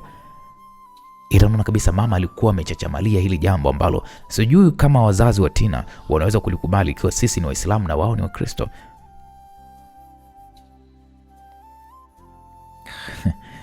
Mama, unajua hayo masiara bwana mama. Haki ya Mungu. Unakwenda kumwoa huyo mwanamke? Au unapenda unavyozaazaa vile nje ya ndoa? Kumbuka watoto wa nje ya ndoa ni haramu. Hapo mama nilimkata jicho moja kali mno, hadi mama mwenyewe akajishtukia. Kwani hata yeye mwenyewe pia amenizaa mimi nje ya ndoa, tena na mume wa mtu. Sasa sikutaka kuongea chochote zaidi tu kuendelea kuendesha gari hili kwa umakini wa hali ya juu. Ukimya ulitawala ndani ya hili gari na nilizidi kusonga mbele. Nikatoa pale simu yangu mfukoni, nikampigia Shabani. Ndugu, niambie kaka, wapo salama kweli? Wapo salama. Vipi kwani? Sasa nitafutia ramani ya hoteli ya Serena na uniambie familia rais imekaa upande gani na ghorofa ngapi. Sawa kaka. Hapo nikakata simu na kisha nikamgeukia mama. Mama. Hivi unajua kwamba mimi sasa hivi ni mtu mzima? Ndio najua. Hivyo tafadhali wakati unazungumza jaribu kuchagua maneno ya kuongea na mimi. Sipendi kukuvunjia heshima kwenye hili la maamuzi ya kumwoa Tina au kutokumwoa. Mimi ndio msemaji wa mwisho. Si wewe wala sio mtu mwingine yoyote yule. Kama utatoa mahali itolewe tu na sio kuoa. Siwezi kumvunjia heshima Jacqueline. Nikafanya maamuzi ya kipumbavu ikiwa wewe unajua kabisa ni wapi Jacqueline amenitoa. Jacqueline amefanya kila kitu kwa ajili yangu. Jacqueline amefanya kila kitu kwa ajili yako, na Jacqueline amefanya kila kitu kwa ajili ya Shamsa. Ingekuwa mama wa Kiswahili, niambie, Shamsa sasa hivi angekuwa na hali gani kama sio mfanyakazi tu ndani? Ila amempatia maisha, amempa mwanangu mwanga, amempa kila kitu ambacho hata mimi mwenyewe nimeshindwa kuweza kumfanyia ikiwa mimi ni baba yake. Alafu kirahisi tu kwamba unasema kwamba nikaoe ili tu mtoto atakayezaliwa asiwe haramu. Sasa kama atazaliwa akiwa na chapa usoni mwake kwamba yeye ni haramu, basi tuache hivyo, ila sio kumdhalilisha mke wangu wa ndoa. Hapo nilizungumza kwa msisitizo huku nikimtazama mama usoni mwake. Akasema sawa mwanangu, yaishe basi. Na usikimbize gari kwa hasira yako, tusije tukafa bure.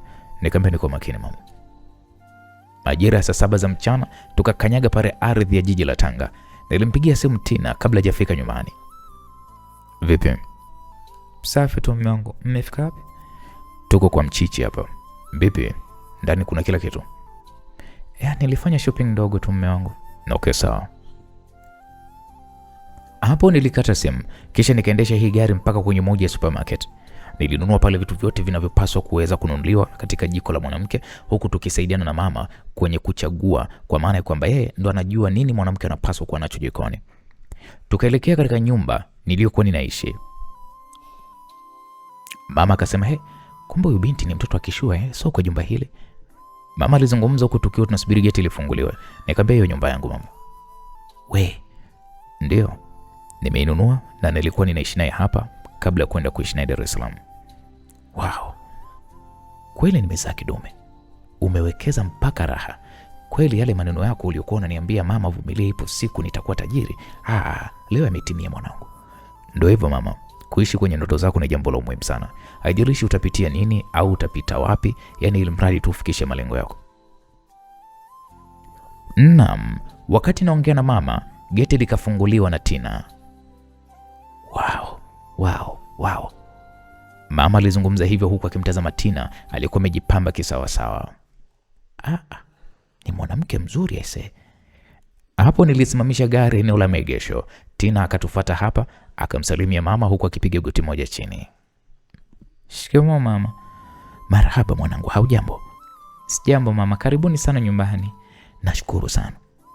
Tina alinikumbatia, nilimpiga busu. Jamani, ndo mbele ya mama. Tina alininongoneza, nikamwambia mbona kawaida hiyo.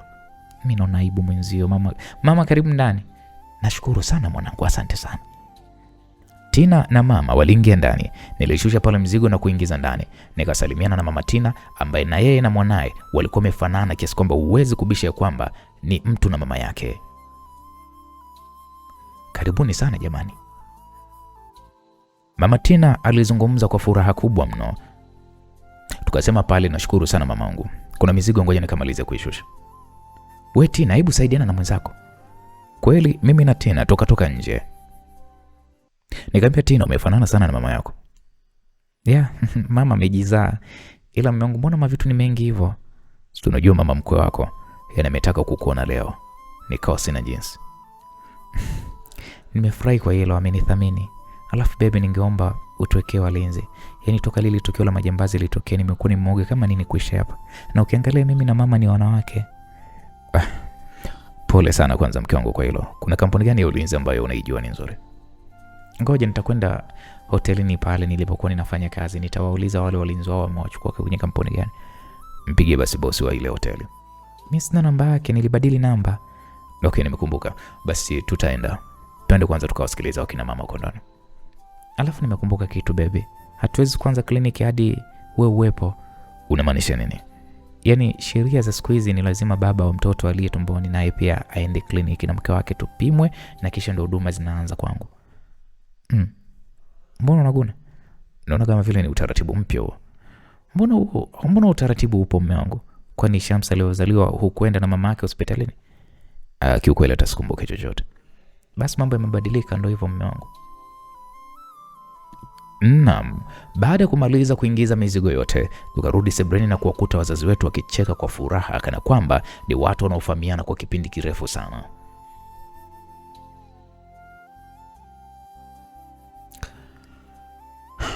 Rashidi, unajua nimezungumza na mkwe wako hapo.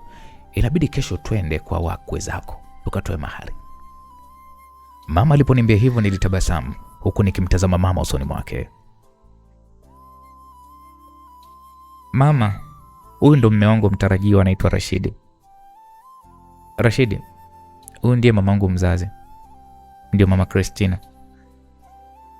Nashukuru sana mamangu kwa kukufahamu. Nashukuru hata mimi pia kijana. Tina, huyu mimi ndo mamangu. Naamini leo ndo mara ya kwanza unamuona. Anaishi nchini Ufaransa. Nashukuru kufahamu mama, na karibu pia nyumbani. Asante, nimekaribia mkwe wangu. Kweli mwanangu amejua kukuchagua. Amechagua chombo cha ukweli. Kwa kweli wewe ni mzuri sana. Asante sana mama. Naomba Mwenyezi Mungu ajalie uweze kuzaa mjukuu wangu. Mjukuu mwema na mwerevu. Asante sana mama. Ngoja niwaandalie chakula kwa sababu ni wakati sasa wa kula. Haya, sawa mwanangu. Tina akaondoka sebuleni hapa na kutuacha sisi watatu. Baba, hivi unajishughulisha na nini? Mimi ni mfanyabiashara tu mamangu.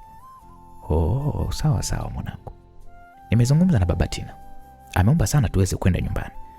Kwani mimi ni mama tu, siwezi kupokea mahari. Hivyo kwa mila na desturi zetu inabidi mje na mshenga ndio tutaweza kuwapokea. Sawa mama, nadhani hilo halina shida. Kweli Tina alienda pale chakula kwa pamoja, tukajumuika mezani na kisha tukaanza kula. Wow, chakula ni kitamu sana hiki. Mwanangu unaweza kupika kumbe sana eh? Nashukuru sana mama. Tulimaliza kula, kisha mama pamoja na Tina waliingia ndani kwa ajili ya kuweza kupeana zawadi zao. Yule mama akaniuliza, una umri gani kijana? Nikamwambia mwezi ujao nafikisha miaka 30. Ni umri mzuri kwa kijana kuanzisha familia. Nikasema ni kweli mama. Umesomea masuala gani? Unamaanisha nini mama? Yaani ukiachana na biashara umesomea nini? Nimesomea biashara mama. Sawa sawa mwanangu, Mungu awatangulie. Amina. Mamangu mzazi alitoka chumbani na kisha karudi sebuleni hapa. Mzazi mwenzangu, unajua kuna zawadi nimezileta, zipo chumbani pia kwa ajili yako. Ngoja basi nikazione mzazi mwenzangu. Mama Tina naye akanyanyuka na akaondoka sebuleni hapa. Ila mama, si tunakuja na kugeuza. Hiyo safari ya kesho itakuwaje sasa? Hapo nilizungumza kwa sauti ya chini chini. Mama akaniambia, kwani wewe kuna ubaya gani sisi tukalala hapa siku moja? Ila mama, kumbuka mke wangu yuko Dar es Salaam na nimemwacha mwenyewe. Amekaa mbali na wewe kwa kipindi gani? Hadi aufie usiku wa leo tu. Ila alikuwa kwao, ila huku ni kwetu. Lazima niwe ni mwenyeji na nimtembeze sehemu nyingi tu. Bwana we, hebu acha tutoe mahari. Sawa tummiliki huyu binti. Wewe uone binti amesimama vizuri yule. Mama, hakuna cha mama. Nimeongea na rafiki yangu ambaye ni mzee. Yupo huko Lushoto na nimemweleza hiyo familia ya binti. Yeye ameifahamu. Hivyo yuko tayari kuwa mshenga. Wewe unachoshanga nini? Sawa, kwenye kutoa barua pamoja na mahari, kwani lazima mimi niwepo mama? Wewe lazima uwepo. Mama, unayekimbiza sana mambo. Mimi mama na mambo mengi sana kufanya ujue. Mimi nataka kuwahi hii mimba. Mtoto akizaliwa, faini itakuwa ni kubwa. Mama, kwani shida ni pesa? Kuishi maisha yetu haya, yani unaogopa faini? Mbona faini ni jambo la kawaida tu mama. Nisikilize, kesho tunakwenda kutoa mahari kwa wakwe zako. Nimemaliza. Tutaondoka wote wanne hapa. Amesema ni Lushoto hapo juu ama? Ndio. Basi tuondokeni leo. Kesho asubuhi tutafanya yaliyo yetu na kisha tunaondoka. Sasa hilo ndio jambo la kumuuliza mkwe wako kama inawezekana. Mama, yeye unapenda sana kukurupusha watu. Hiyo tabia mama umeitolea wapi? Mume wangu huwa anapenda sana kuyapeleka mambo chap chap. Na ndio maana sasa hivi anakwenda kufungua kampuni ya ndege. Sasa wewe kuwa lezilezi, uone matokeo yake. Yaani utanifanya. Hapo nilikatisha sentensi yangu mara baada ya kumwona Tina akitoka ndani hapa akiwa amevalia gauni moja zuri mno lilokuwa limemkaa vizuri kweli kweli mwilini mwake. Tina akasema, mama, nashukuru sana na imenipendeza sana. Imekupendeza mkwe wangu, yaani unafutia. Mwanangu hajakosea kabisa kukuchagua ese. Tina, jiandae twende kwenye ile hoteli tuulizie walinzi inakuwaje kuwapata. Sawa baby. Tina hapo alizungumza kwa furaha. Yaani kusema ule ukweli, damu yangu na huyu binti zimeendana sana. Mama alizungumza kwa kimtazama Tina akiondoka sebuleni hapa. Nikamwambia, na vipi kuhusu Jacqueline? Zimeendana sana tu, ila wewe mwenyewe umedumisha mila za Kiafrika za kuzaa sana. Hivyo mimi nikiwa kama mama sipaswi kuleta ubaguzi kwa wakwe zangu wote, inabidi tu niwapende. Na hiyo ndio kawaida yangu. Hata kipindi kile tulipokuwa tunaishi na mama Shamsa. Naam. Wakati tunazungumza na mama mkwe ambaye ni mamake na Tina alirudi sebuleni hapa.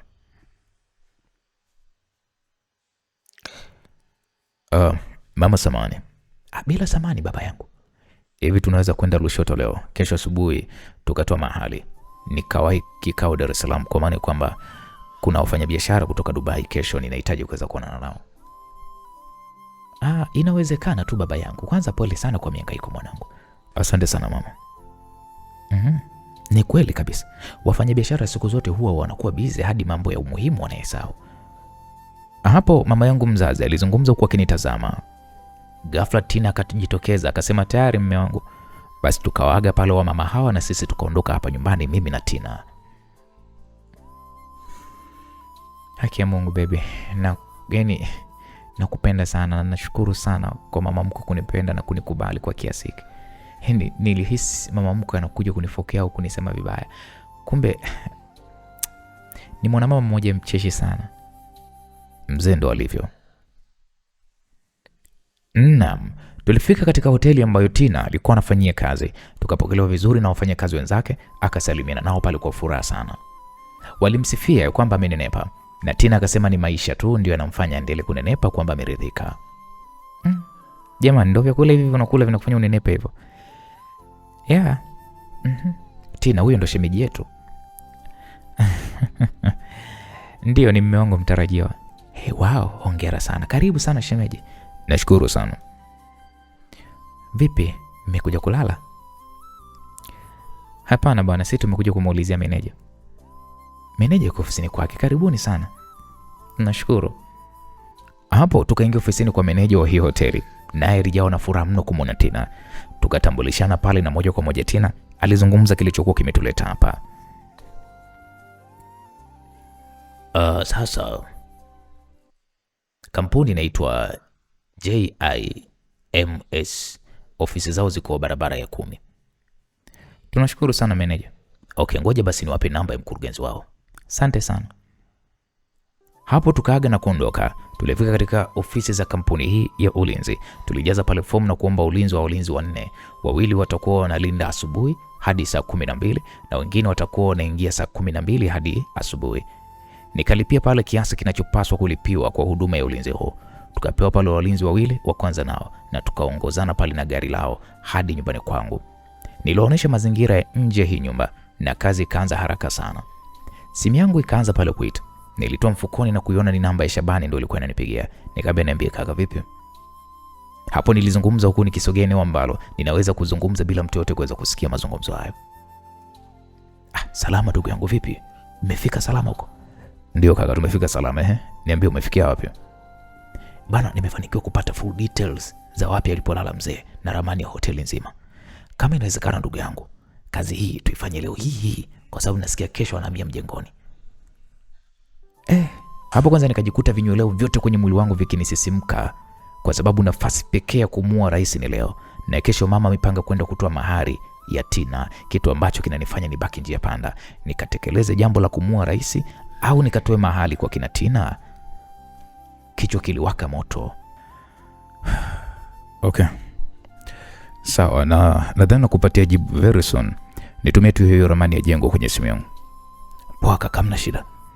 Hapo nikakata simu huku nikishusha pumzi nyingi. Nilijifikiria kwanza kwa dakika kadhaa na kisha nikaingia ndani.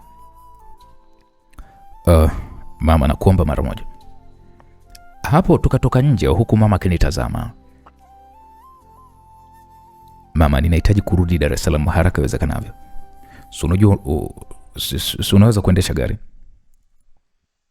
Kuendesha gari sio tatizo, ila ngoja kwanza, wewe unakwenda kufanya nini huko Dar es Salaam? Kuna kazi ya muhimu sana ambayo imetokea, yaani inanipasa mimi kuifanya usiku huu. Lakini wewe mwanangu, kwa nini unakuwa hivyo? Si unajua kwamba kesho ni siku ya umuhimu na wazazi wake wanataka kukuona? Kwani huyu ni nani yake? Si mama yake? Ameniona yeye mama, inatosha hiyo. Ataniona siku nyingine huyo mzee wake.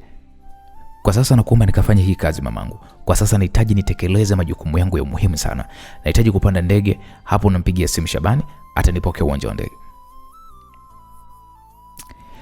Rashid, unajua wewe unanitia sana aibu mimi. Hiyo kazi huwezi kuisogeza mbele, tukamaliza kwanza hili. Kati ya milioni 100 na kwenda kutoa mahari, kipi kina manufaa? Nilipomuuliza swali hili, mama macho alimtoka huku akiona nitazama kwa kunidadisi. Akaniambia, Rashid, nikamwambia na mama, usisahau kwamba mimi ni mama yako. Kwa hiyo unanidanganya, si ndio? Nikamwambia, mama, nakudanganya nini?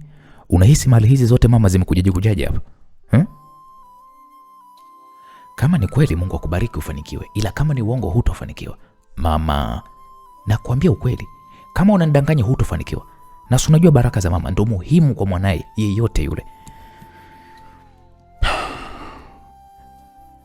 Hapo kwanza nilishusha pumzi huku nikimtazama mama usoni mwake. Haya, nenda. Mama alizungumza huku akianza kutembea kuelekea ndani. Nikamwambia mama, hebu ngoja kwanza. Niambie. Mama, iko hivi. Unatambua kwamba nina maadui zangu, na maadui zangu ninao wawinda ni Don pamoja na rais aliyemchukua mama Shamsa. Wiki kadhaa nilipokuwa nchini Madagascar waliniteka na wakataka kuniua, na ndio maana unaona hapa mkononi mimi nina kidonda kinachoelekea kupona kutokana na ajali walionisababishia. Hivyo wamekuja nchini Tanzania. Rais huyu anahitaji kurudishwa madarakani na alitaka kuniua dhahiri shairi. Na isitoshe mwanangu Ruben na yupo mikono ambayo sio salama. Rais ametambua kwamba Ruben sio mwanae, japo mama Shamsa yeye bado hilo hajalijua. Wewe ulijuaje yote hayo? Walipokuwa wameniteka nilizimia. Hivyo baada ya kuzinduka nilimwona yeye na Don wakizungumza, na akakiri kabisa ya kwamba anataka kuniua kwa mateso. Hapo nilikuwa nimezinduka, ila wao hawakujua kama mimi nimezinduka. Nikamsikia akisema kwamba anajua kabisa kwamba Ruben ni somo naye, na atahakikisha kwamba ninajutia kwa nini nimetembea na mke wake pamoja na mdogo wake na kumpatia ujauzito. Sasa mtu kama huyu ikiwa yuko sambamba na Don ambaye alishafika hadi nyumbani pasipo nyinyi kuweza kujua, hapo unahisi nini kitakachokwenda kutokea mama? Una maana gani unaposema alifika nyumbani? Mama, kuna siku ambayo Jacqueline alikuja nyumbani na mfanya biashara anaitwa Felipe Fernandez, si ndio? Ndio, nakumbuka ilikuwa ni pati ndogo tu tulipata naye chakula cha usiku. Sasa huyo bwana Felipe Fernandez ndio Doni. Mungu wangu. Ndio hivyo mama. Adui ameshaingia kwenye biashara za mke wangu. Sijui atakuwa anafikiria nini au ana mpango gani, ila kwa sasa ni mwendo wa kupigana naye tu. Na mbaya zaidi, mpo na mimi hapa nchini Tanzania. Hivyo anaweza kumdhuru. Ni lazima nihakikishe kwamba adui yangu ninamwahi kabla hata yeye hajatuai. Hapo msikilizaji, nikamwona mama anakaa kimya kidogo. Kisha akaniambia, kwa hiyo dau unakwenda kufanya nini? Nikasema nakwenda kumuua yule rais kabla hajarudishwa madarakani. Mwanangu, unaweza kulifanya hilo kweli mwanangu? Unaweza kweli kwenda kumuua rais? Hapo mama aliniuliza kwa sauti ya upole huku akinitazama usoni mwangu. Nikamwambia ndio mama, naweza. Haya, kaifanye kikamilifu kidume changu, lakini hakikisha kwamba safari hii hushindwi na haukamatwi wala ugunduliki. Kwa mateso aliyotupitisha, mpige risasi 2 za miguu kwa niaba yangu. Maneno ya mama yalinipa ukakamavu wa hali ya juu. Nikamwambia nashukuru sana mama. Hakikisha unafanya hivyo mwanangu. Nikamwambia mama, hata hilo, yani usijali kuhusu hilo. Mama alinikumbatia kwa nguvu, na hapa nilizidi kuhisi upendo wa mama. Nilimwachia mama na kisha kwa pamoja tukarudi ndani.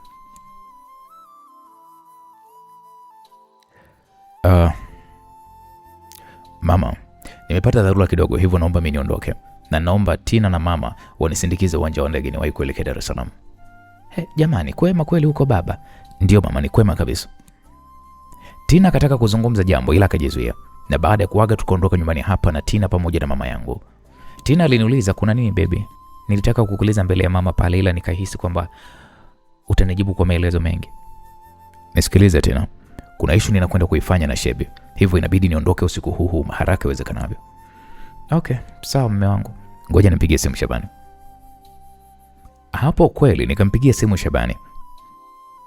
Kaka, nikamwambia nipo njiani. Sikiliza, wewe nenda airport, naomba unipokee kwenye airport ya Dar es Salaam. Hapo kaka, kuna shaka. Ramani uliiangalia? Sijaifungua bado, ila nikiwa niko angani nitaifungua na kuiangalia kwa umakini mkubwa. Basi sawa kaka, hakikisha unaicheki kaka, kwa sababu kama tukitekeleza hili jambo, tutekeleze usiku huu bro. Usijali hilo ndugu yangu. Unarudi na mama? Hapana, mama ninamwacha huko. Okay, poa basi bro. Hapo nikakata simu na safari ikaendelea. Tulifika kiwanja cha ndege, nikafanya utaratibu wa kukodi ndege ndogo binafsi, na kweli nilifanikiwa kupata ndege moja. Mwanangu Rashid. Ndio mama. Nahitaji uwe makini sana, sawa? Usijali mamangu. Safari hii narudia, usifanye makosa. Usijali mama, utapata matokeo hivi karibuni. Sawa mwanangu. Hapo nilikumbatiana na mama na kisha nikamsogelea Tina, nilimkumbatia na kisha nikampiga busu. Usinisahau mume wangu. Usijali, siwezi kukusahau. Mara baada ya kuachana nao, niliingia ndani ya ndege hii na tukaondoka uwanjani hapa. Msikilizaji, nimeanza safari nikiwa niko angani naelekea Dar es Salaam kwa ajili ya kukamilisha mchongo wa kumwangamiza rais. Sasa swali ni kwamba, je, nitafanikiwa? Bwana, usikose katika sehemu inayofuata, itakuwa ni sehemu ya 22, mzigo mtamu ukiitwa Rise Up. Mimi naitwa Uncle Jenny nilikusimulia. Bwana, asante na kwaheri.